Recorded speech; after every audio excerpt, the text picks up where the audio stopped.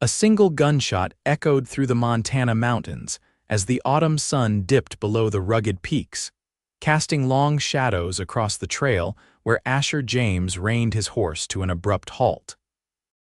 The year was 1882, and the West was still wild enough that unexpected sounds meant trouble, especially this far from any settlement. He dismounted swiftly, his worn leather boots landing softly on the pine needle carpet of the forest floor. Asher, 32 and trail hardened after years of working cattle drives between Texas and Montana, unholstered his Colt revolver with practiced ease. Something wasn't right. Crouching low, he moved through the underbrush toward a small clearing where wisps of smoke curled up from what appeared to be a hastily abandoned campfire. "Hello," he called, keeping his voice measured despite the tension gripping his shoulders. "Anyone there?" The only response was the soft rustle of wind through the aspens and the distant cry of a hawk. Asher approached the campsite cautiously, noting the half-prepared meal and scattered belongings. Whoever had been here had left in a hurry and not long ago. A faint sound barely perceptible drew his attention to a dense thicket of serviceberry bushes at the edge of the clearing. Asher raised his revolver, aiming at the source of the noise. "I know you're there," he said firmly. "Come out slow with your hands where I can see them." The bushes parted and a woman emerged, trembling but defiant. Her dress was torn at the hem and smudged with dirt, but even in disarray, Asher could tell it had once been fine, too fine for these remote mountains. Her auburn hair had mostly escaped what had likely been an elegant arrangement, and despite the fear evident in her wide eyes, she held herself with unmistakable dignity. "Are you alone?" she asked, her voice surprisingly steady despite her obvious fear. "Yes, madam," Asher responded, lowering his weapon but not holstering it. "Are you in some kind of trouble?" She laughed then, a brittle sound without humor. "You might say that." Her eyes darted nervously to the trail beyond the clearing. "Did anyone follow you?" Asher shook his head. "No one that I saw. I've been riding alone for 2 days now." Some of the tension seemed to leave her shoulders, but her gaze remained wary. "I'm Melody Lynch," she said after a moment's hesitation. "And I need help, Asher James," he replied with a nod. "What kind of help are you needing, Miss Lynch?" Melody's eyes filled with tears that she quickly blinked away. "The kind where I disappear. There are men looking for me, Mr. James, men who want to take me back to St. Louis." "Are you running from the law?" Asher asked cautiously. "No," she said firmly. "I'm running from a man who believes he owns me." Something in her tone, the raw fear beneath the determined exterior, made Asher believe her. He'd seen enough of the world to know that sometimes the most dangerous predators were those who operated within the bounds of society's rules. "My ranch is about half a day's ride from here," he said, making a decision. "It's not much, but it's secluded." "You'd be safe there while you figure out your next move." Melody studied him, clearly weighing her limited options. "Why would you help me? You don't know me." Asher holstered his gun and crouched down to extinguish what remained of her campfire. "Let's just say I've seen enough people in trouble to know when someone genuinely needs help." He stood and met her gaze directly. "Whatever you're running from, Miss Lynch, it doesn't have to define your future. You'll have a future now if you want it." The simple declaration hung in the air between them, a promise from a stranger that somehow carried more weight than all the empty assurances she'd heard in her previous life. Melody nodded once, decision made. "I have a horse," she said, gesturing toward a spot further in the trees. "She's not used to these mountains, but she's strong." "Good," Asher replied. "We'll need to move quickly. Night's coming and these trails aren't forgiving in the dark." As Melody retrieved her horse, a fine chestnut mare that confirmed Asher's suspicion about her background, he found himself wondering what kind of trouble this woman was in. Her clothing, her speech, her horse, everything about her spoke of wealth and privilege. Yet here she was, alone in the wilderness, running from something terrifying enough to drive her into the harsh Montana territory. Within minutes, they were riding side by side along the narrow mountain trail, the fading daylight pushing them to maintain a faster pace than was strictly safe. Melody rode well, Asher noted with approval. Whatever her past, she was no stranger to horses. My ranch is in a valley about 15 miles north, Asher explained as they rode. It's small compared to some operations, but I've got good grazing land and a creek that runs year-round. The nearest town is Pine Creek, about a day's ride away. Melody nodded, her eyes constantly scanning their surroundings. And it's just you there, me and my foreman, Eduardo. He's been with me since I bought the place 5 years ago. There's also 2 ranch hands, brothers from Wyoming, Liam and Noah. Good men, all of them. They won't ask questions. Thank you, Melody said softly. I know this is an inconvenience. It's no inconvenience, Asher interrupted. The West may be wild, but we still believe in helping folks in need. They rode in silence for a while, the rhythm of the horses' hooves against the rocky trail the only sound besides the occasional cry of a bird or rustle of wildlife in the underbrush. The sun had fully set now, but a bright moon rose to light their way, casting the landscape in silver. If you don't mind my asking, Asher said finally, how did you end up out here alone? These mountains aren't exactly a common destination for a woman from St. Louis. Melody's hands tightened on her reins. I was supposed to be traveling with a guide to visit my aunt in Helena. She's the only family I have left who. She paused. Who cares what happens to me, but the guide betrayed me. He was paid to lead me into a trap. Asher's jaw tightened. Paid by whom? My fiancé, she said, the word bitter on her tongue. Or rather, the man who believes himself to be my fiancé. Victor Harrington. And I take it you don't share his view of the engagement. Melody's laugh was hollow. The engagement was arranged by my father before he died last winter. Victor is 30 years my senior and has buried 2 wives already. I refused him, but he's a powerful man in St. Louis. He convinced the court that my father's will gives him authority over me until I marry. And the court agreed, Asher asked, incredulous. Victor owns half the judges in Missouri, Melody replied. When I realized I couldn't fight him legally, I planned to escape to my aunt's home.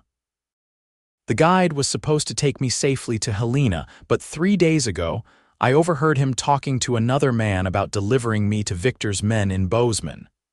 So you ran, Asher concluded. Melody nodded. I slipped away that night with whatever supplies I could carry. I've been hiding in these mountains ever since, trying to find my way to Helena without using the main roads. Asher considered her story. If what she said was true, and his instincts told him, it was then the men pursuing her wouldn't give up easily.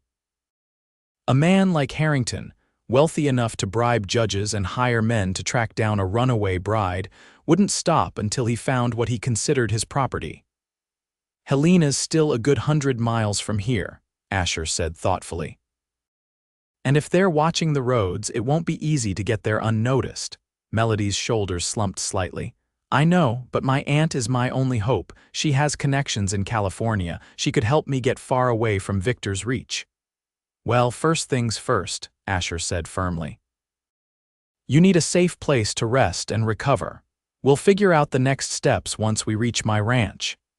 As they rode through the moonlit night, Asher found himself increasingly intrigued by the woman beside him. Despite her obvious fatigue and fear, Melody Lynch carried herself with a quiet strength that impressed him.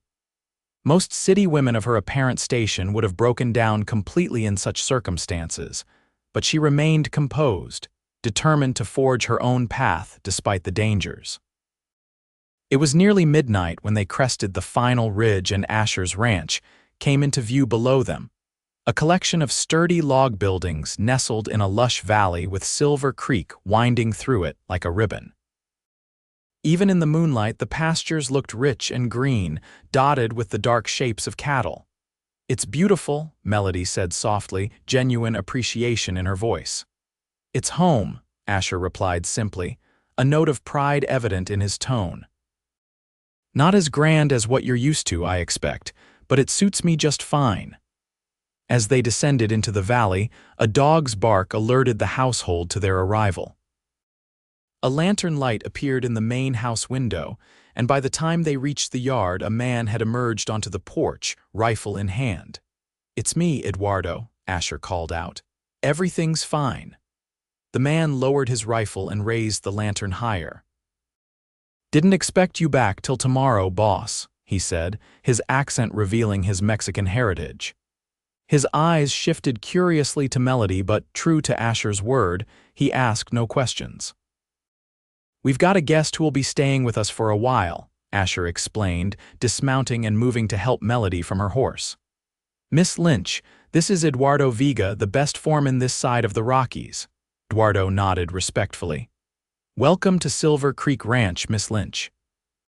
"Thank you," Melody replied, her exhaustion evident now that they had reached safety. "Eduardo, could you see to Miss Lynch's horse?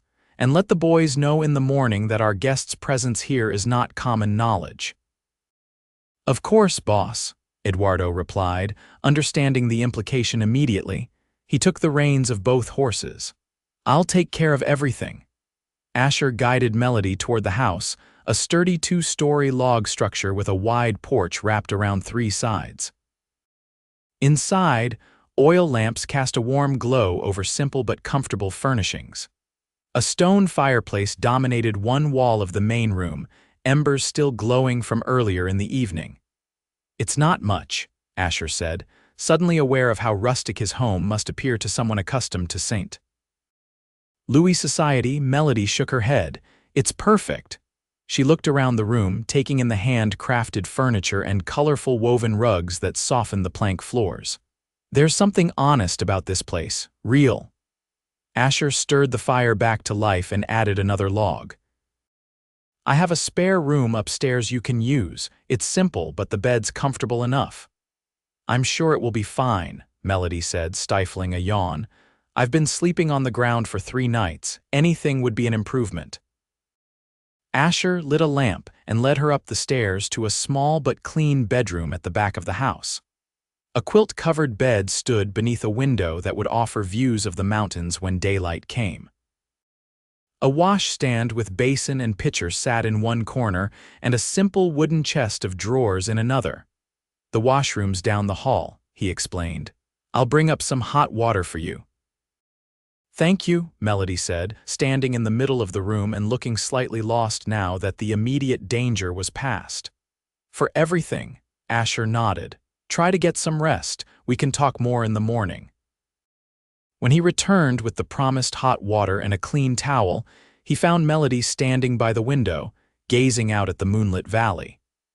She had removed her torn and dirty jacket, and in the lamplight, Asher could see how the fine fabric of her dress clung to a figure both slender and strong. He cleared his throat to announce his presence, setting the steaming pitcher on the washstand. "There's a nightgown in the chest," he said. "It belonged to my sister when she visited last year, should fit well enough." Melody turned, surprise evident in her expression. "You have family?" "Just Emma," Asher replied. "She lives in Denver now with her husband, visits when she can, which isn't often enough." Melody nodded, a flicker of something, perhaps loneliness, crossing her face. "Thank you again, Mr. James." "Asher," he corrected gently. "If you're going to be staying here, Mr. James seems a bit formal." A small smile curved her lips. "Asher, then, and I'm Melody." "Good night, Melody," he said, turning to leave. "Sleep as long as you need, you're safe here." As he closed the door behind him, Asher found himself struck by the strange turn his day had taken. That morning, he had set out on a routine trip to check the north pasture fences. Now he was harboring a fugitive from St. Louis society in his home, a woman whose very presence might bring danger to his doorstep. Yet something about Melody Lynch's story, her quiet dignity in the face of fear, resonated with him. In her, he recognized the same fierce determination for independence that had driven him to leave his family's Tennessee farm at 17 to forge his own path in the West. Downstairs, Eduardo had returned from the stables and was heating coffee on the stove. "You want to tell me about our guest, boss?" he asked, his tone neutral but his eyes sharp with curiosity. Asher accepted the mug Eduardo offered him and settled into a chair by the fire. She's in trouble, Eduardo, running from a man in St. Louis who thinks he owns her. Eduardo nodded sagely. That explains the fine dress and the way she sits a horse, city lady but with spirit. She needs to get to Helena, to her aunt, Asher continued, but there are men looking for her, powerful men with money and influence. Eduardo sipped his coffee thoughtfully. The spring cattle drive to Helena is in 3 weeks. She could travel with us, hidden among the chuck wagon supplies. That might work, Asher agreed, but 3 weeks is a long time if those men are searching these parts. Silver Creek is remote, Eduardo reminded him. Few strangers pass this way, especially this time of year. They discussed the situation late into the night, weighing options and risks. By the time Asher finally retired to his own room, a plan was beginning to take shape. They would keep Melody's presence at Silver Creek secret, limiting trips to town and warning the ranch hands to be alert for strangers. Meanwhile, Eduardo would make discreet inquiries about Harrington's men and their whereabouts. If all went well, Melody could remain hidden at the ranch until the cattle drive, when they could smuggle her safely to Helena. It wasn't a perfect plan. Too much could go wrong in 3 weeks, but it was the best they could manage under the circumstances. As Asher drifted towards sleep, his mind kept returning to the woman in the guest room down the hall. There was something about Melody Lynch that intrigued him beyond the mysterious circumstances of their meeting. Perhaps it was the courage it took for a woman raised in comfort to flee into the wilderness rather than submit to a future she hadn't chosen. Or perhaps it was simply the unexpected connection he'd felt when their paths crossed in that mountain clearing. Whatever it was, Asher knew one thing for certain. His peaceful ranch life had just become considerably more complicated. The morning sunlight filtered through the curtains of Melody's room, gently waking her from the deepest sleep she'd had in weeks. For a moment, disorientation gripped her: the unfamiliar bed, the rustic wooden walls, the distant sounds of activity outside. Then memory returned in a rush, the desperate escape from her guide, days hiding in the mountains, and finally, the encounter with Asher James. Asher. The cowboy with the steady gaze and quiet strength who had offered help when she needed it most. Melody rose from the bed, surprised to find her muscles aching from days of riding and sleeping rough. The nightgown Asher had mentioned hung loosely on her frame. His sister must have been slightly larger than her, but it was clean and soft against her skin. A glance in the small mirror above the washstand revealed a face she barely recognized. Her customarily neat auburn hair hung in tangled waves around her shoulders, and her normally pale complexion was sun-kissed and wind-burned from days exposed to the elements. Dark circles shadowed her eyes, despite the night's rest. Melody splashed water on her face from the basin, then used the brush she found on the washstand to attempt to tame her hair. Her own dress lay across a chair, torn and filthy from her journey. She frowned, realizing she had nothing else to wear.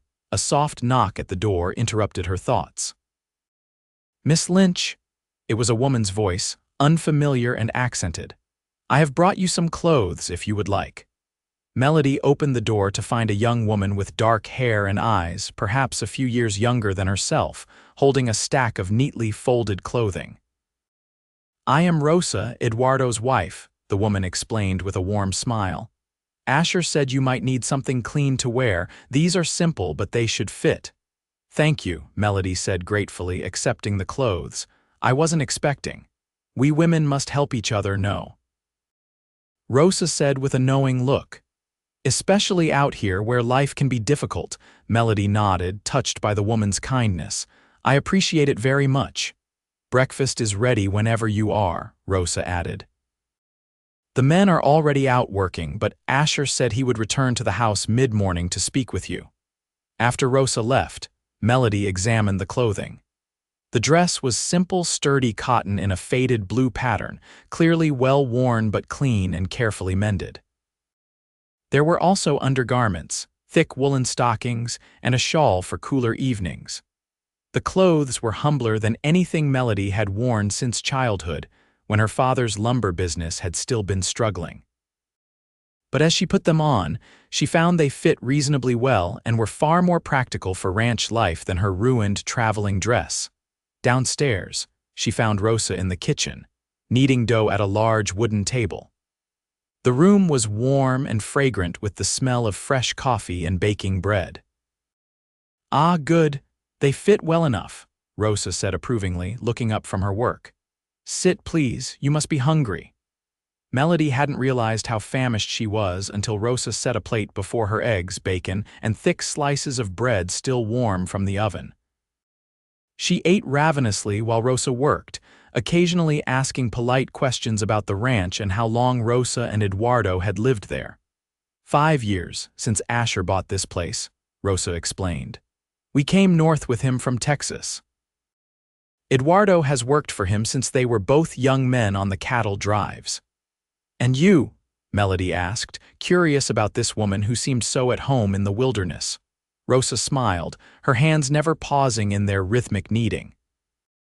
"I was a cook's helper at a ranch in Texas where they stopped during a drive. Eduardo and I fell in love, and when he left with Asher to come north, I came too." Her expression softened with the memory. "It was a hard journey, but worth every step. You've never regretted leaving Texas?" Melody asked, thinking of her own uncertain future. "Sometimes I miss my family," Rosa admitted, "but this is my home now. Eduardo and I have made a good life here." She glanced at Melody with perceptive eyes. "When you are running from something, what matters is not what you leave behind, but what you find ahead." Melody was still pondering these words when the kitchen door opened and Asher entered, bringing with him the fresh scent of pine and open air. He had clearly been working. His cotton shirt showed signs of dust and sweat, and his dark hair was slightly tousled beneath his hat. Yet he carried himself with an easy confidence that Melody found oddly reassuring. "Good morning," he said, removing his hat as he entered. "I hope you slept well." "Better than I have in a long time," Melody replied honestly. "Thank you for the room and for sending Rosa with clothes."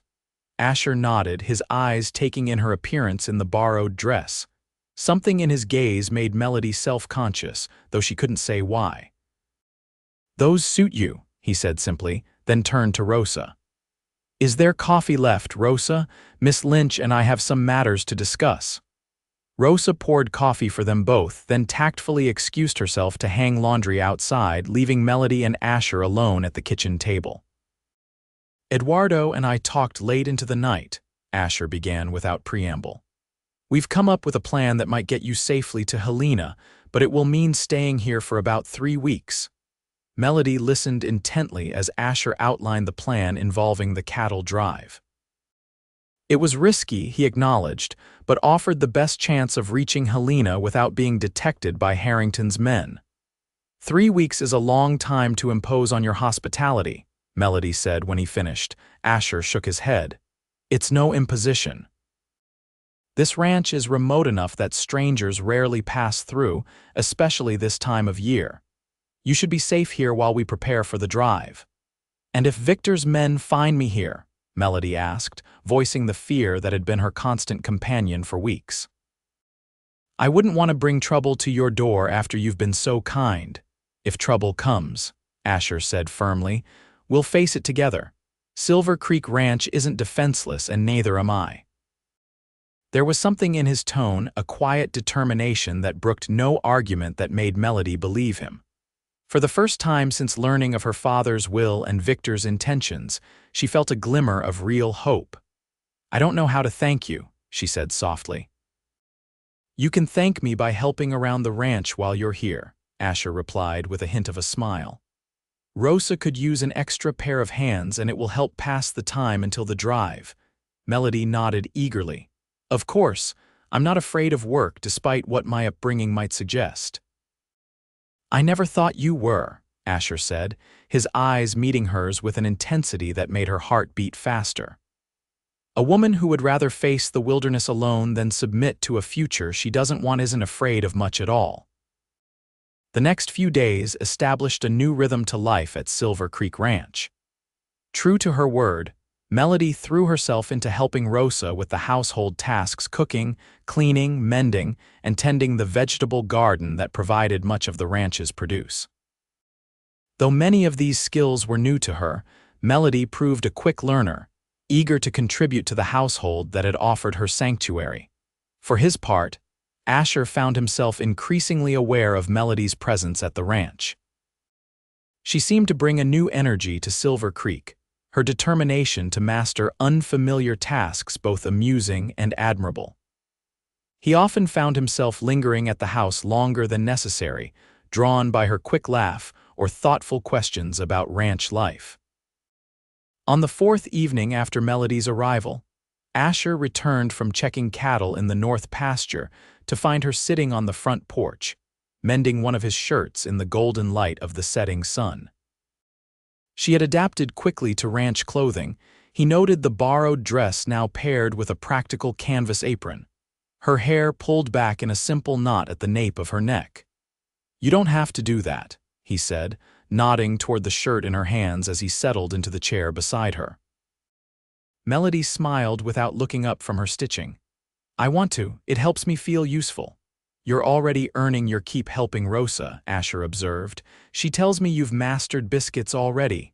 "Hardly," Melody laughed, "but they're edible now, which is progress." She completed a final stitch and bit off the thread. "Besides, I enjoy the work. It's satisfying in a way my life in St. Louis never was." Asher raised an eyebrow. "Even with all the luxuries of city life, especially then," Melody replied, setting the mended shirt aside. "You know what my days consisted of in St. Louis? Piano lessons and watercolor painting, French conversation and proper etiquette, all designed to make me a suitable ornament for some wealthy man's home." Her voice held an edge of bitterness. "Never anything of substance. Nothing that actually mattered." Asher studied her profile against the backdrop of the mountains, struck by how at ease she seemed here despite the circumstances of her arrival. "And what matters to you, Melody Lynch?" She considered the question seriously, watching the sunset paint the distant peaks in shades of purple and gold. "Freedom," she said finally. "The right to determine my own path, to contribute something meaningful to the world even if it's just a well-made loaf of bread or a mended shirt." Asher nodded, understanding in his eyes. "That's why I came west," he admitted. "My father expected me to take over the family farm in Tennessee to live the exact life he had lived, but I wanted more, or maybe just different. And did you find it?" Melody asked, genuinely curious. "I found this," Asher replied, gesturing toward the valley spread out before them, the grazing cattle, the fields of grass rippling in the evening breeze, the sturdy buildings of Silver Creek Ranch. "It's not an easy life, but it's mine. Every decision, every success or failure belongs to me alone." They sat in companionable silence for a while, watching as the sunset faded and the first stars appeared in the deepening blue of the sky. "Will you tell me about Victor Harrington?" Asher asked eventually. "Might help to know more about the man if his men come looking for you." Melody tensed visibly at the name, her fingers tightening on the fabric in her lap. "What do you want to know?" "Whatever you think might be important," Asher said gently. "Whatever might help keep you safe." Melody took a deep breath, her gaze fixed on the distant horizon as if drawing strength from the vast landscape. "Victor Harrington owns the largest shipping company on the Mississippi," she began. "He's wealthy beyond imagination, influential in politics, and feared in business circles for his ruthlessness." "How did your father come to arrange a marriage with him?" "My father's lumber business had expanded to include shipping," Melody explained. "Last year, there was a financial panic in the East. Several banks failed, and suddenly, my father found himself overextended. Victor offered a partnership that would save the business with one condition: my hand in marriage. And your father agreed." Asher asked, unable to keep the disapproval from his voice. Melody's smile was sad. "My father loved me, but he was a businessman first. He saw the match as advantageous. Victor was respected, wealthy, connected to all the right people. The fact that he was 54 to my 22 seemed irrelevant." She paused. I fought against it, but my father insisted the agreement was necessary to save everything he had built. What happened then? My father died suddenly last winter, a heart attack, Melody continued. In his will, he named Victor as executor of his estate and my guardian until I married. Her voice hardened. The will stated his desire that Victor and I wed, but did not explicitly require it. Victor, however, acted as if the matter was settled. And the courts supported him, Asher concluded, remembering what she had told him on the trail. Melody nodded. Victor owns half of St. Louis, including many of the judges. When I continued to refuse the marriage, he became insistent. He moved into my father's house, restricted my movements, monitored my correspondence. When I tried to leave, he had me brought back, claiming I was distraught with grief and not of sound mind. Asher's jaw tightened at the thought of Melody imprisoned in her own home. How did you finally escape? My lady's maid, Clara, Melody replied, gratitude evident in her voice. She had been with me since childhood and was fiercely loyal. She helped me contact my aunt in Helena, who sent money for my passage west. Clara created a diversion that allowed me to slip away to the train station. And Victor has been pursuing you since. Melody nodded grimly. He would see it as a matter of pride now, beyond whatever financial arrangements were tied to the marriage. Victor Harrington does not lose, especially not to a woman. What kind of men would he send after you? Asher asked, his mind already calculating potential threats. He employs several men as private security for his shipping interests, Melody explained. Former soldiers, mostly. They're well-armed and experienced trackers. She looked directly at Asher then, fear evident in her eyes despite her controlled tone. They're dangerous, Asher. If they find me here, they won't hesitate to hurt anyone who stands in their way. Asher reached across the space between them, briefly touching her hand in reassurance. No one's going to take you anywhere against your will, Melody. Not while I'm around. The conviction in his voice should have comforted her, but instead it intensified her worry. In the short time she had known him, Asher James had become important to her in ways she hadn't anticipated. The thought of him facing danger on her behalf was unbearable. I've put you at risk by coming here, she said softly.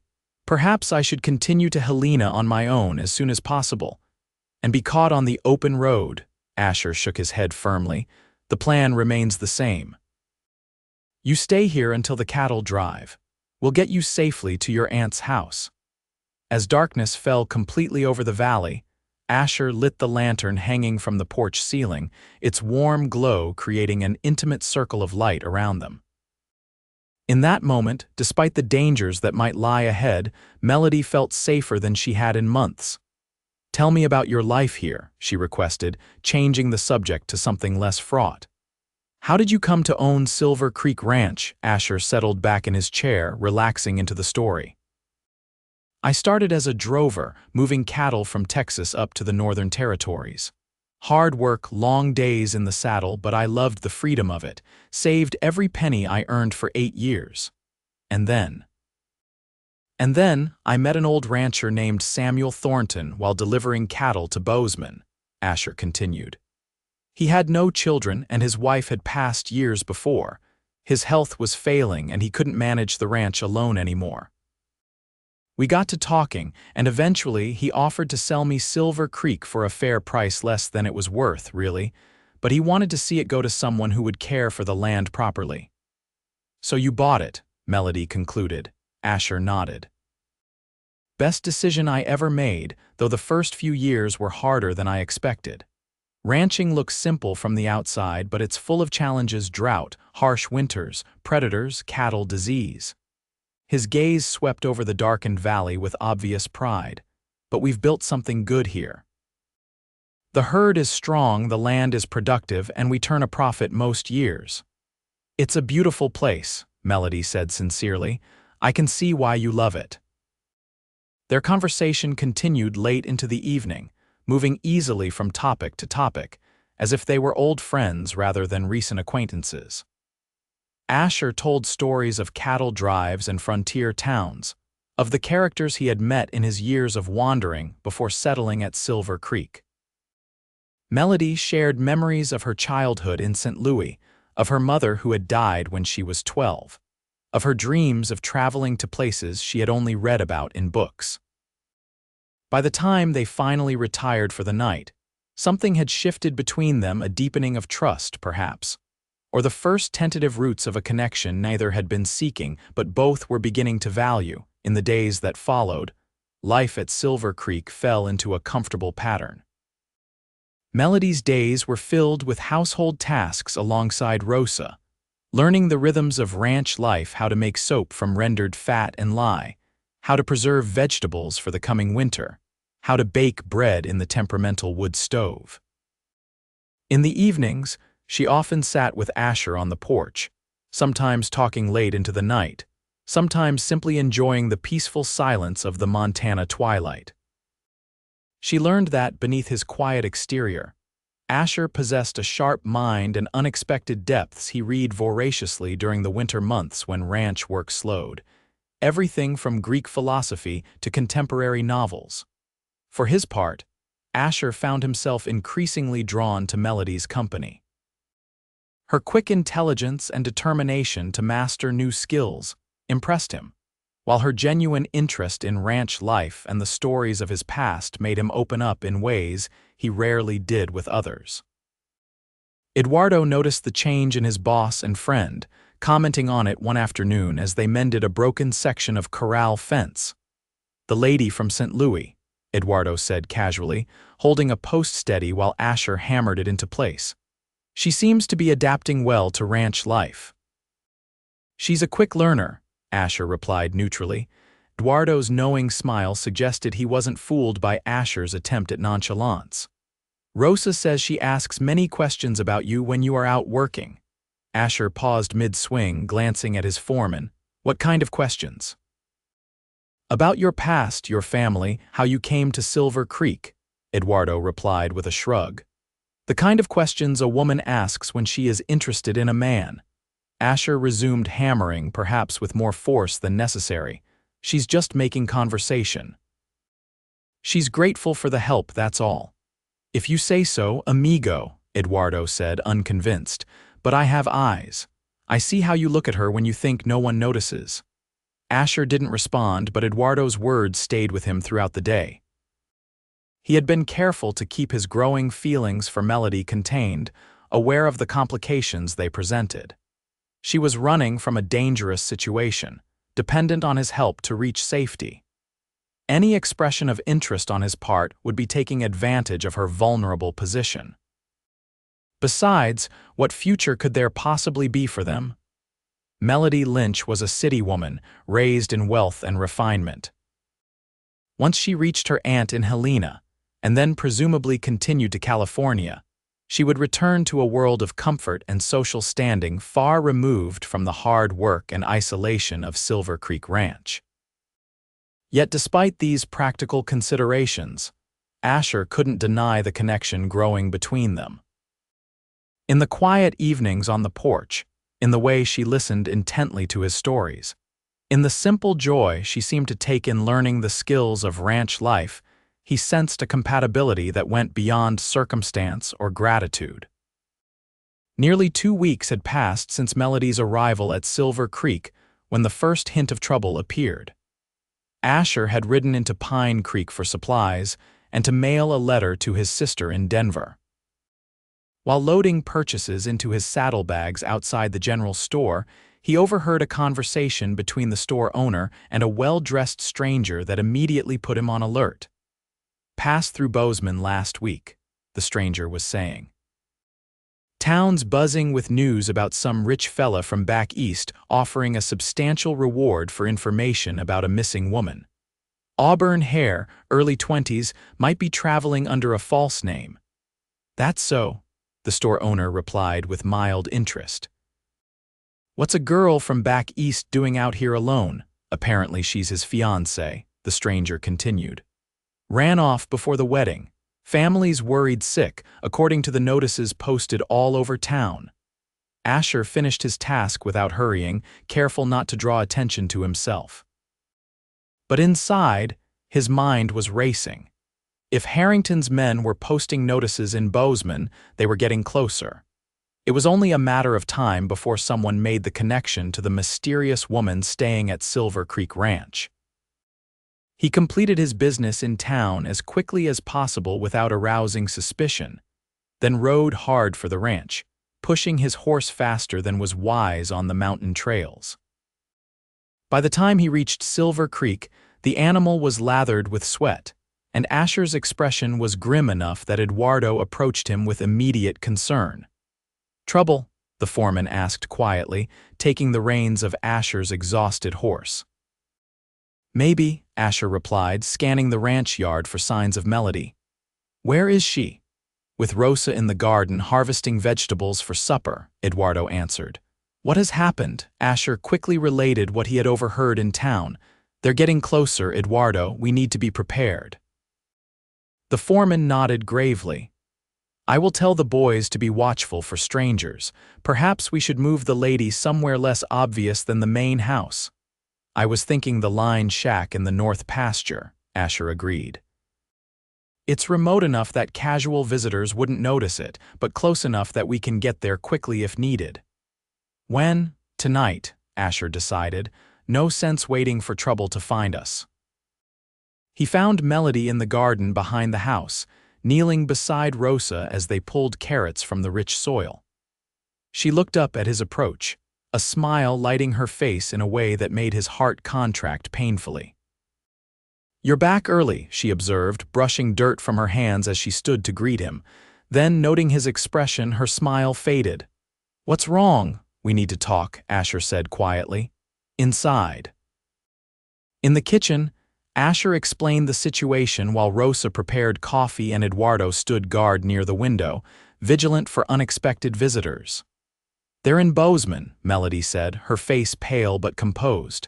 "That's less than 2 days' ride from here," Asher nodded. "And they're offering rewards for information. It won't take long for word to spread through the territory." "What do we do?" Melody asked, her hands clasped tightly around her coffee cup to hide their trembling.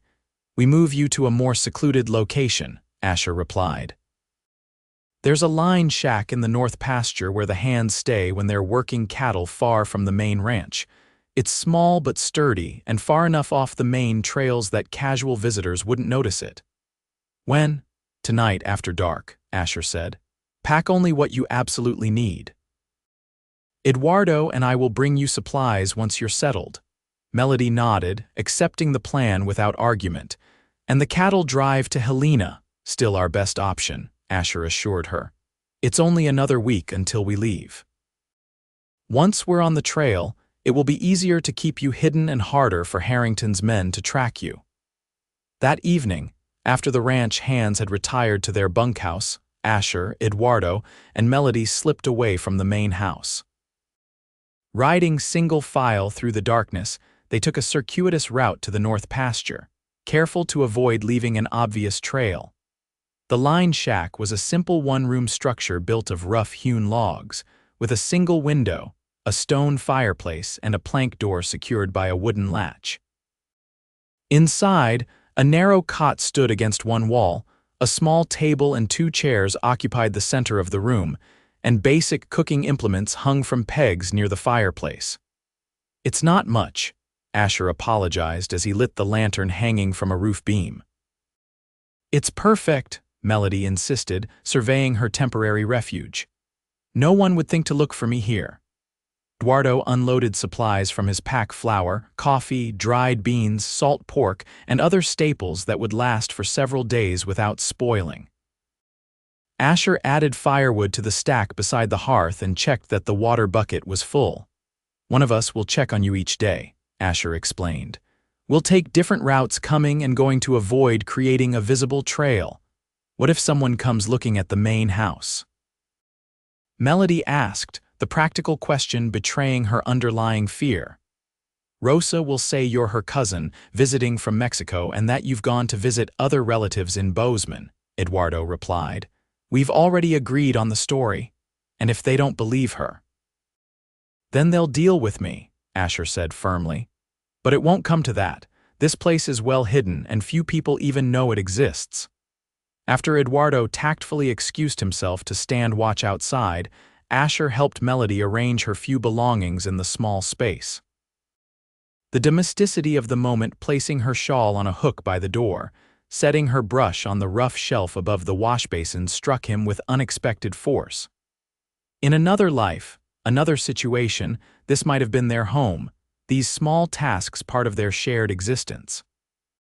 The thought caught him off guard, and he turned away to hide whatever emotion might show on his face. "Will you be all right here alone?" he asked, busying himself with adjusting the lantern's flame. Melody nodded, though her expression betrayed her nervousness. "I've faced worse these past weeks. At least here I have shelter and food and know that help is nearby." Asher moved to the door, then hesitated, turning back to her. Melody, she met his gaze, something vulnerable and expectant in her eyes. "Yes." For a moment, Asher considered saying what was in his heart, that in the short time she had been at Silver Creek, she had become important to him in ways he hadn't anticipated. That he admired her courage and determination, her willingness to face an uncertain future rather than submit to a life she didn't want. That he had begun to imagine a future where she remained at Silver Creek, not as a fugitive or guest, but as something more permanent. But the timing was wrong. She was still in danger, still dependent on his help. Any declaration now would be unfair, perhaps even coercive. "I'll come back tomorrow with more supplies," he said instead. "Try to get some rest." If Melody was disappointed by his words, she didn't show it. She simply nodded and offered a small smile. "Thank you, Asher, for everything." Outside, Eduardo was waiting with the horses, his expression unreadable in the darkness. They rode back to the ranch in silence, each lost in their own thoughts about the days ahead and the dangers they might bring. For 3 days, Melody remained hidden in the line shack, while life at Silver Creek continued with forced normalcy. Asher or Eduardo visited daily, bringing fresh supplies and news from the ranch. The isolation was difficult after the companionship she had found at the main house. But Melody occupied herself by keeping the small cabin meticulously clean and reading the books. Asher had brought her a collection of poetry by Whitman and a well-worn copy of The Count of Monte Cristo. On the afternoon of the 4th day, Asher arrived earlier than usual, his expression troubled as he dismounted outside the cabin. "What's happened?" Melody asked immediately, recognizing the tension in his shoulders. "2 men rode into the ranch about an hour ago," Asher explained as he entered the cabin. "Well-dressed, Eastern accents, asking questions about a woman matching your description." Melody's heart raced. "Harrington's men, what did you tell them?" "Rosa played her part perfectly," Asher replied. "Told them in broken English that no such woman had been seen at Silver Creek." Eduardo backed her story, saying we hadn't had visitors in months except for Rosa's cousin who had already left for Bozeman. "Did they believe you?" Asher's hesitation told her everything. "They said they would continue their search in the area." Something in the older man's manner suggested he wasn't entirely convinced. "They'll come back," Melody said with certainty. Asher nodded grimly. "Likely, but by then we'll be gone. I've decided to move up the cattle drive. We leave tomorrow at first light." "Tomorrow?" Melody echoed, both relieved and apprehensive. "Is that possible?" "The cattle are ready, and I've already sent Liam ahead to alert our contacts in Helena that we're coming early," Asher explained. "It means a bit more work tonight to prepare, but it's our best chance to get you safely away before those men return." The plan was quickly explained. Melody would travel in the chuck wagon, hidden among the supplies during the day and helping the cook, an older man named Ferguson who could be trusted, during the evening camp. The drive would take approximately 5 days, following a route through the mountains that avoided the main roads where Harrington's men might be watching. "Once we reach Helena, we'll get you safely to your aunt's house," Asher concluded. "From there, you can make arrangements to continue to California, where Harrington's influence won't reach." Melody nodded, grateful for the plan yet strangely reluctant at the thought of leaving Silver Creek and Asher behind. In the weeks since her arrival, the ranch had become more than a refuge. It had begun to feel like a home in ways St. Louis never had. "I don't know how to thank you," she said softly. "You've risked so much for someone you barely know." Asher's eyes met hers, intense and unguarded. "I know enough," he said simply. The air between them seemed charged with unspoken words, possibilities neither had dared to voice in the midst of danger and uncertainty. Melody took a step toward him, drawn by the emotion she saw in his face. "Asher, when this is over," she began hesitantly. "When I'm safe in Helena," a sharp whistle from outside interrupted her the warning signal Eduardo had established. Someone was approaching the line shack. Asher moved instantly, extinguishing the lantern and drawing his revolver in one fluid motion. "Stay inside," he whispered to Melody. "No matter what happens, don't come out until I call for you." Heart pounding, Melody pressed herself against the wall beside the cabin's single window, straining to hear what was happening outside. She could make out the soft sounds of horses approaching, then the creak of saddle leather as someone dismounted. "Afternoon," she heard Asher say, his voice casual despite the tension she knew he must be feeling. "Can I help you, gentlemen?" "Perhaps," replied a cultured voice that sent ice through Melody's veins. She knew that voice. Charles Wilmington, Victor Harrington's chief of security and most trusted enforcer. "We're looking for a young woman, auburn hair, early 20s, name of Melody Lynch. She's been missing for several weeks." "Haven't seen anyone matching that description," Asher replied evenly. "As I believe my ranch hands told you earlier at the main house, we don't get many visitors out this way."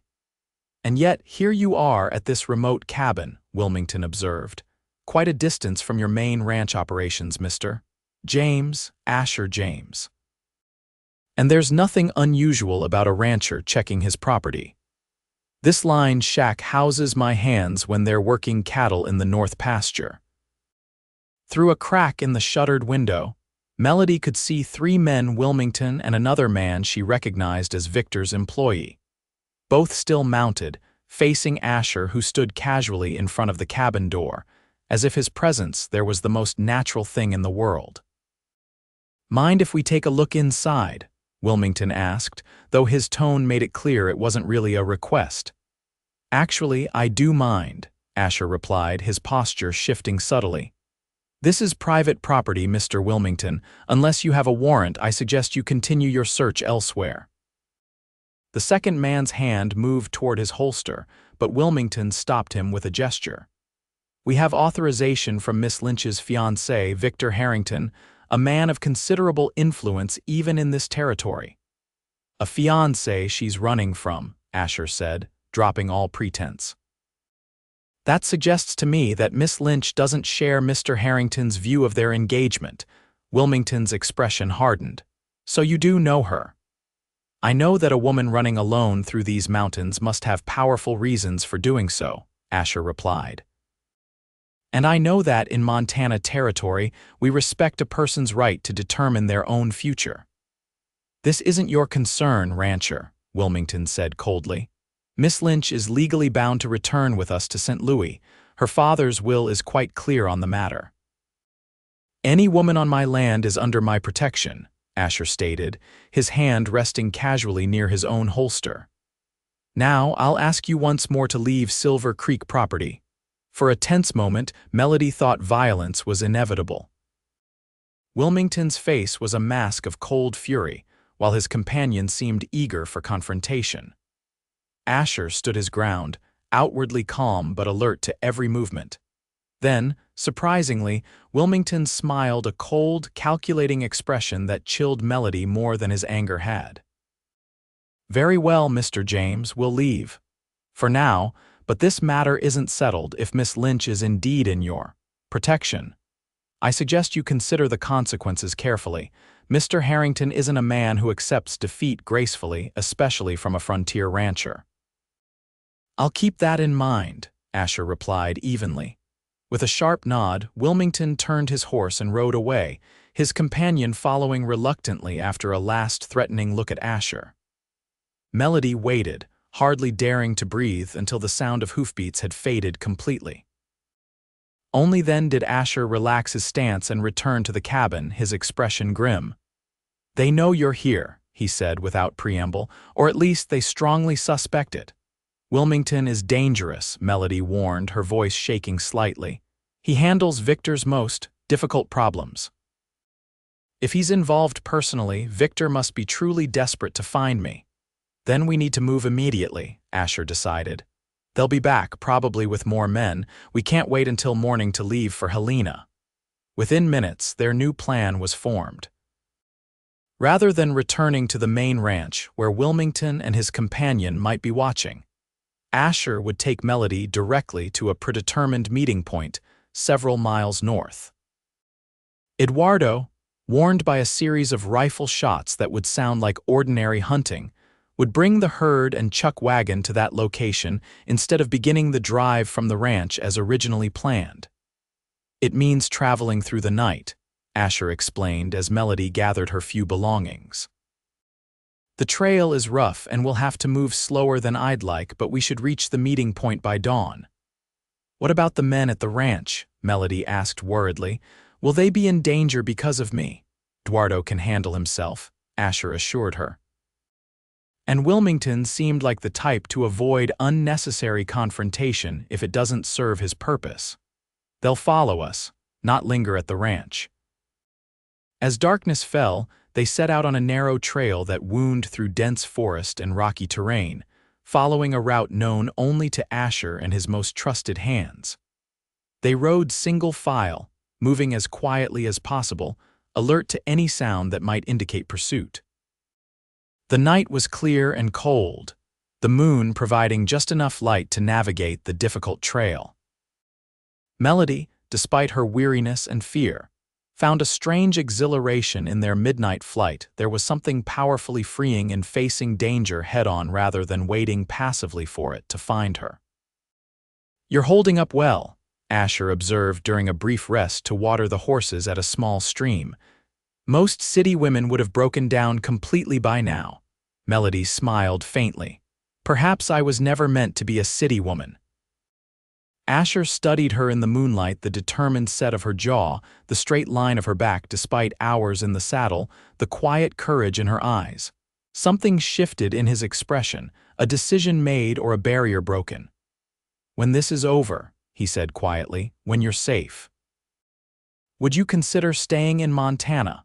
The question hung in the air between them, laden with implications neither was ready to fully articulate. Melody's heart raced, not from fear this time but from a surge of unexpected hope. "At Silver Creek?" she asked, needing to be certain of his meaning. Asher nodded, his gaze steady on hers. "It's a hard life, nothing like what you're used to in St. Louis. Long winters, endless work, isolation from society, but it's a good life, Melody, honest, free." "With you?" The question was barely above a whisper. "If that's what you want," Asher replied, his voice equally soft. "These past weeks, watching you adapt to ranch life, seeing your determination and courage, it's made me think about possibilities I hadn't considered before." Before Melody could respond, a distant sound caught their attention, the crack of a branch, perhaps, or the scrape of metal against rock. Instantly alert, Asher motioned for silence, his hand moving to his holster. "Someone's following us," he whispered, helping Melody quickly mount her horse. "We need to move now." They set off at a faster pace, abandoning caution for speed as they pushed through the darkness. The trail grew steeper, winding up into the mountains where the trees thinned and the path narrowed to a precarious ledge overlooking a deep ravine. Behind them, the sounds of pursuit grew clearer, multiple horses, moving quickly despite the difficult terrain. Wilmington had indeed returned with reinforcements, just as Asher had predicted. "There's a place up ahead where we can make a stand if necessary," Asher said grimly. "A narrow pass where they'll have to come at us one at a time." But before they could reach this defensive position, a shot rang out, the bullet splintering bark from a tree just inches from Melody's head. Her horse reared in panic, nearly sending her over the edge of the ravine. Only Asher's quick reaction, grabbing the animal's bridle with one hand while steadying Melody with the other, prevented disaster. "Ride ahead," Asher commanded, drawing his revolver. "I'll hold them off and catch up." "I won't leave you," Melody protested. "You have to," Asher insisted. "The pass is less than a mile ahead. Just follow the trail. I'll be right behind you." Reluctantly, Melody urged her horse forward while Asher took position behind a large boulder, his revolver ready as the sounds of pursuit grew louder. The last glimpse she had of him was his determined profile in the moonlight, steadfast and unafraid despite the odds against him. Heart pounding, Melody rode as fast as she dared on the treacherous mountain trail. Behind her, gunfire erupted, multiple shots in quick succession, then silence. She fought the urge to turn back, trusting Asher's judgment even as fear for his safety threatened to overwhelm her. The narrow pass appeared ahead, just as Asher had described it, a gap between towering rock walls barely wide enough for a single horse. Melody guided her mount through it, then dismounted in the small clearing beyond, drawing the small derringer Asher had given her for protection. Minutes passed with agonizing slowness. The gunfire had ceased, but there was no sign of Asher. Melody considered her options, waiting as instructed, risking return to help him, or continuing alone toward the meeting point where Eduardo and the others would be waiting. Before she could decide, hoofbeats approached the pass, a single horse moving at a walk, not the rush of multiple pursuers. Melody raised the derringer, hands steady despite her fear. "Melody," Asher's voice called softly. "Are you there?" Relief flooded through her as Asher emerged from the pass, still mounted though he held his left arm awkwardly against his side. "You're hurt," she said, rushing to help him dismount. "Just a graze," Asher assured her, though the dark stain spreading on his shirt suggested the wound was more serious than he admitted. "But we need to keep moving. I managed to discourage them for now, but they'll regroup and continue the pursuit." Dawn was breaking as they finally reached the meeting point, a broad meadow nestled between mountain ridges, with a small stream running through its center. To Melody's immense relief, Eduardo was already there with the chuck wagon and a small group of ranch hands, the cattle herd grazing peacefully nearby. "You made it," Eduardo said with evident relief, then noticed Asher's bloodied shirt. "You're wounded." "It's nothing Ferguson can't patch up," Asher replied, though he accepted Eduardo's help in dismounting. "But we need to get moving. Wilmington and his men aren't far behind." While the cook, a grizzled old cowboy who had once been a field medic during the war, tended to Asher's wound, a bullet graze that had taken a chunk of flesh from his side but thankfully hadn't penetrated deeply, Eduardo organized the men for immediate departure. "The lady rides in the chuck wagon as planned," Asher instructed, wincing as Ferguson cleaned his wound with whiskey. "Keep her out of sight until we're well away from here." Within the hour, the cattle drive was underway, the herd moving steadily north toward Helena with cowboys positioned around its perimeter. Melody, concealed among supplies in the chuck wagon, could hear the familiar sounds of the drive, the lowing of cattle, the occasional shout of a cowboy, the creak of wagon wheels and leather harness. Despite the danger still looming, she felt a curious sense of peace. In the chaos of the past weeks, one thing had become increasingly clear. Her life in St. Louis, with its rigid social expectations and gilded constraints, was behind her. Whatever lay ahead, whether in Helena, California, or perhaps even Silver Creek Ranch, would be of her own choosing. And Asher's question still lingered in her mind. Would she consider staying in Montana, at Silver Creek, with him? The possibility sent a thrill of anticipation through her, a feeling of rightness she had never experienced when contemplating her future before. The cattle drive proceeded steadily through the day, following a route that avoided main roads and settlements where Harrington's men might be watching. By nightfall, they had put significant distance between themselves and the previous night's confrontation. As the herd settled and camp was established for the night, Melody emerged from her hiding place in the chuck wagon to help Ferguson prepare the evening meal. The old cook worked with surprising efficiency despite his age, teaching Melody the tricks of open fire cooking with gruff but patient instruction. "You ain't like most city women I've known," Ferguson observed as Melody competently sliced salt pork for the beans.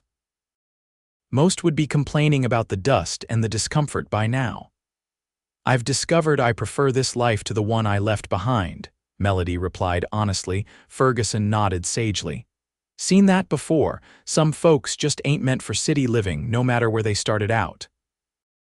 He glanced toward where Asher sat with Eduardo discussing the next day's route. "The boss seems mighty taken with you, if you don't mind my saying so."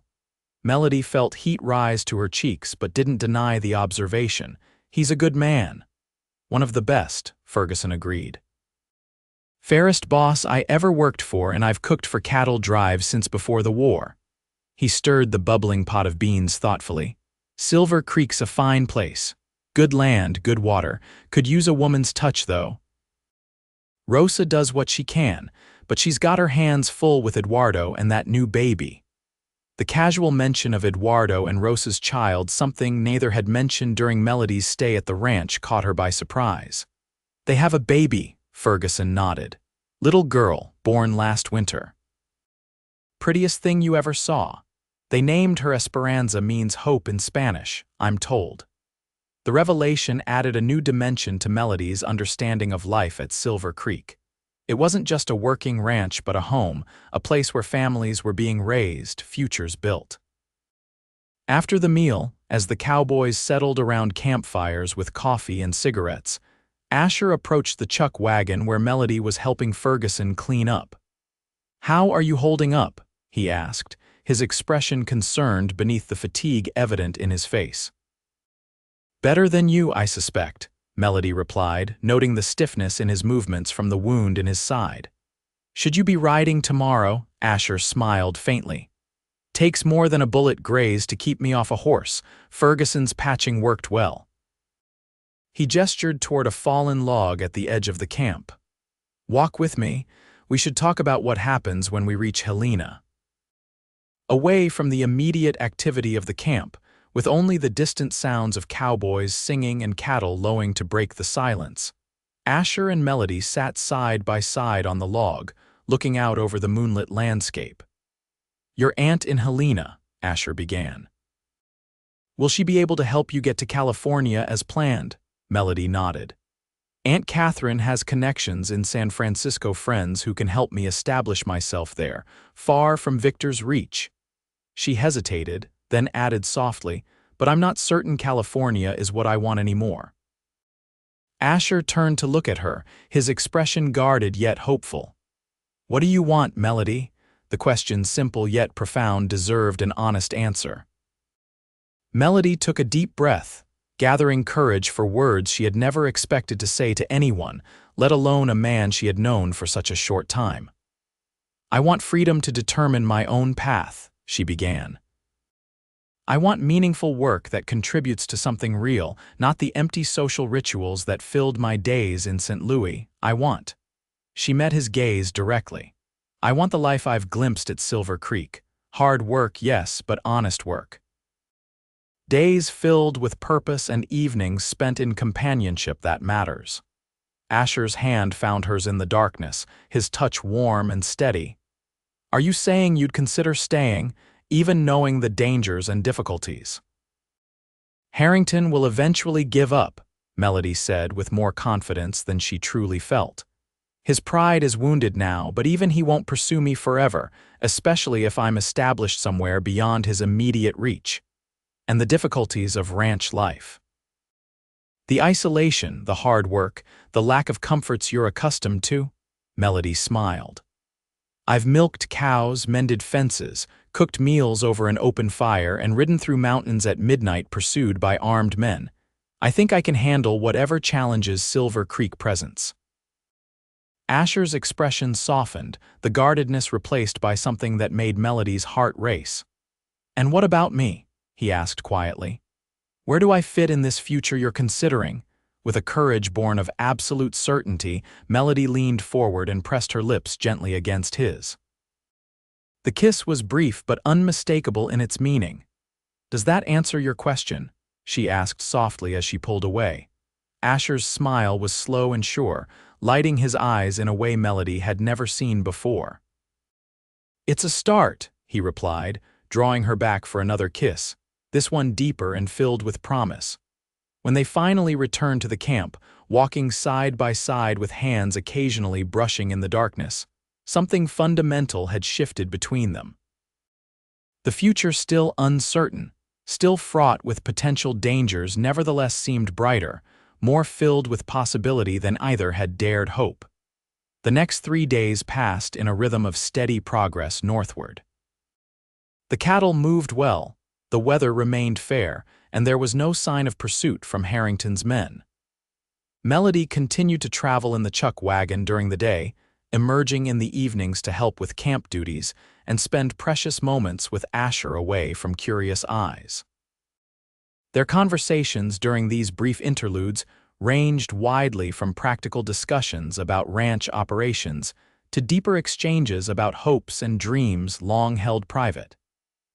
Asher spoke of his desire to expand Silver Creek's breeding program, to raise horses as well as cattle. Melody shared her interest in education, wondering if the children of neighboring ranches might benefit from lessons during the winter months when travel to the town school was impossible. In these conversations, a shared vision began to take shape, not just of survival or escape, but of a future built together at Silver Creek Ranch. On the morning of the 5th day, the outskirts of Helena came into view, a growing settlement nestled against the mountains, with church steeples and substantial buildings indicating its prosperity as a territorial hub. "We'll make camp outside town," Asher explained as he rode alongside the chuck wagon. "Eduardo and I will take you to your aunt's house after dark, when there's less chance of being observed." Melody nodded, anxiety mixing with anticipation at the thought of reunion with her last remaining family member who truly cared for her welfare. "Aunt Catherine will want to meet you," she said, "to thank you for everything you've done."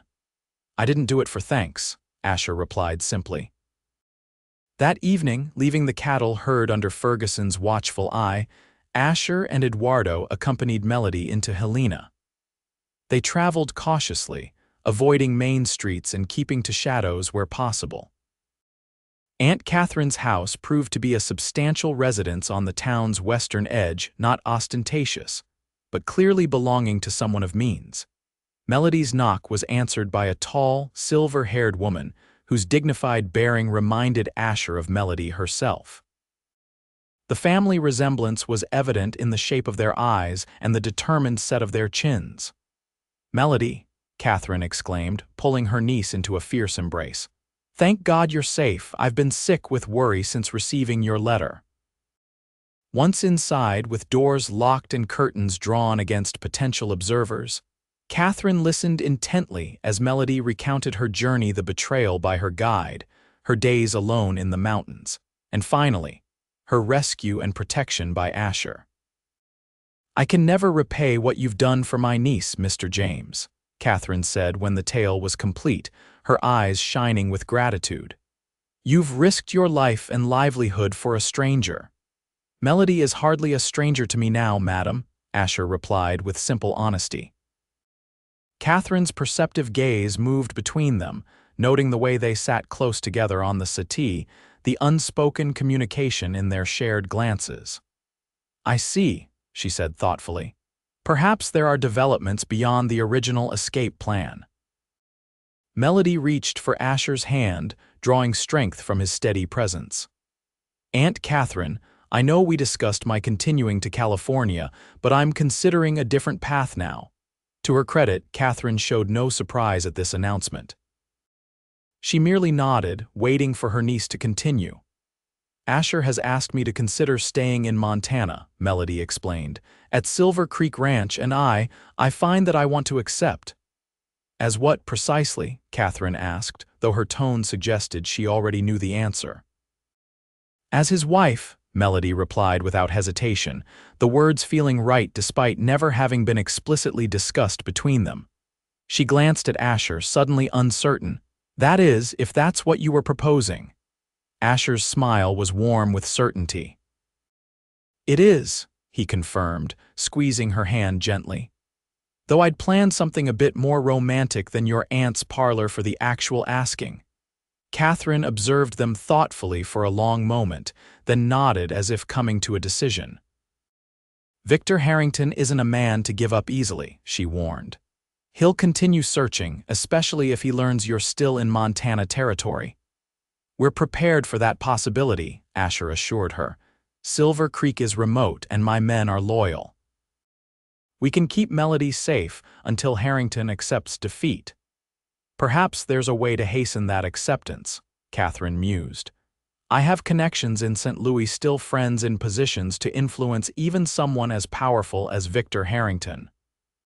The conversation continued late into the night, plans forming and evolving as they considered all angles of their situation. Catherine would write to her contacts in St. Louis, applying pressure where it would be most effective. Meanwhile, Asher and Melody would return to Silver Creek, taking precautions to ensure they weren't followed. And then, Eduardo asked practically. And then we build a future, Asher replied, his gaze meeting Melody's with quiet certainty. Together. 2 weeks later, Melody Lynch became Melody James in a simple ceremony at Silver Creek Ranch. The wedding was small, just the ranch hands, Rosa and Eduardo with baby Esperanza, Ferguson and Catherine, who had traveled from Helena for the occasion. The bride wore a dress of pale blue cotton, sewn by Rosa's skilled hands, with wildflowers from the meadow forming her bouquet. Standing before the local circuit preacher who had ridden 2 days to perform the ceremony, Melody and Asher exchanged vows that were brief but heartfelt. As Asher slipped a simple gold band onto her finger, his mother's ring, sent by his sister Emma from Denver, Melody felt a sense of rightness that transcended the lingering concerns about Harrington's pursuit. You'll have a future now, Asher whispered as he leaned in to kiss his bride, echoing the words he had spoken when they first met in that mountain clearing. We'll have a future, Melody corrected softly. Together. The celebration afterward was joyous despite its simplicity, a feast prepared by Ferguson and Rosa. Music provided by Liam, who proved surprisingly skilled with a fiddle, and dancing that continued until the stars filled the night sky above Silver Creek Ranch. In the months that followed, life settled into new patterns. Melody embraced her role as mistress of Silver Creek, working alongside Asher to improve and expand the ranch operations. Her city education proved unexpectedly valuable, her literacy and arithmetic skills, helping to organize the ranch accounts more efficiently than ever before. When winter arrived, bringing deep snow and long evenings by the fire, Melody began teaching reading and basic mathematics to the children from neighboring ranches who couldn't reach the town school. What started as informal lessons in the Silver Creek kitchen soon expanded to a proper classroom in a small building Asher, and the men constructed adjacent to the main house. Meanwhile, Catherine's efforts in the East were bearing fruit. Letters arrived periodically with news Victor Harrington had faced unexpected scrutiny from business associates concerned about his obsessive pursuit of his former fiancée. Legal questions had been raised about his interpretation of Michael Lynch's will, and several judges previously in his pocket were now distancing themselves from the controversy. By spring, word came that Harrington had become engaged to a wealthy widow from Chicago, his interest in finding Melody apparently abandoned in favor of new financial opportunities. While they remained vigilant, the immediate danger seemed to have passed, allowing Melody and Asher to focus fully on building their life together at Silver Creek. 5 years later, Silver Creek Ranch had grown into one of the most prosperous operations in the territory. The original herd had doubled in size, and Asher's dream of breeding horses had become reality, their stock now sought after throughout Montana. and beyond for their strength and intelligence. The small schoolhouse Melody had established now served 20 children from surrounding ranches, with plans to hire a second teacher for the coming year. Her innovative approach to education, combining traditional subjects with practical skills needed for frontier life, had drawn attention from educational authorities in Helena who were considering adopting similar methods throughout the territory. On a warm summer evening, Asher and Melody sat on the porch of their expanded home, watching their 3-year-old son Michael and infant daughter Emma play in the yard under Rosa's watchful eye. Eduardo and his family lived in a comfortable house nearby, their daughter Esperanza now a helpful older sister to 2 younger brothers. "I received a letter from Aunt Catherine today," Melody said, leaning comfortably against Asher's shoulder. "She's considering moving permanently to Helena now that her health isn't what it was. Says she's tired of St. Louis society and prefers the honesty of Montana." Asher smiled, his arm tightening around his wife's shoulders. She'd be welcome here if Helena proves too busy for her taste. "I told her as much," Melody replied, watching as their son carefully presented Rosa with a wildflower he had picked. She also mentioned that Victor Harrington's shipping business is failing. Apparently, his new wife's fortune wasn't as substantial as he believed, and his obsession with finding me distracted him from business matters for too long. "Can't say I'm sorry to hear it," Asher admitted. Melody nodded thoughtfully. "There was a time I lived in constant fear of that man. Now he seems irrelevant, a figure from another life that doesn't feel like it was ever truly mine." Asher studied his wife's profile against the backdrop of their thriving ranch, the land they had worked together, the home they had built, the family they had created. "Any regrets?" he asked softly. "About the path you chose?" Melody turned to him, her eyes clear and certain. "Not one," she said firmly.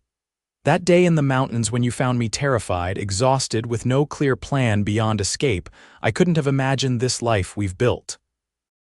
You said I'd have a future, but what you gave me was so much more than that. You gave me a home, a purpose, a family." She leaned in to kiss him softly. "You gave me love, Asher James, and that's worth more than all the comfort and luxury St. Louis could ever offer." As the sun set over Silver Creek Ranch, painting the valley in shades of gold and crimson, Melody and Asher remained on the porch, watching their children play in the yard that had once seemed so foreign to her.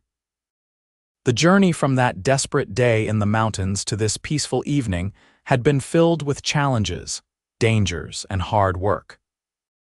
But sitting beside the man who had offered her sanctuary when she needed it most, surrounded by the life they had built together, Melody knew with absolute certainty that she was exactly where she was meant to be. The future Asher had promised her that day had become a present more fulfilling than she could have imagined, not because it was easy or perfect, but because it was authentic, purposeful, and shared with a man whose quiet strength and unwavering love had given her the courage to claim her own path. In the fading light, Asher took her hand, his thumb brushing over the simple gold band he had placed there 5 years earlier. No words were needed between them as they sat together, watching the day end and another night begin at Silver Creek Ranch, their home, their legacy. Their future continued with each passing day.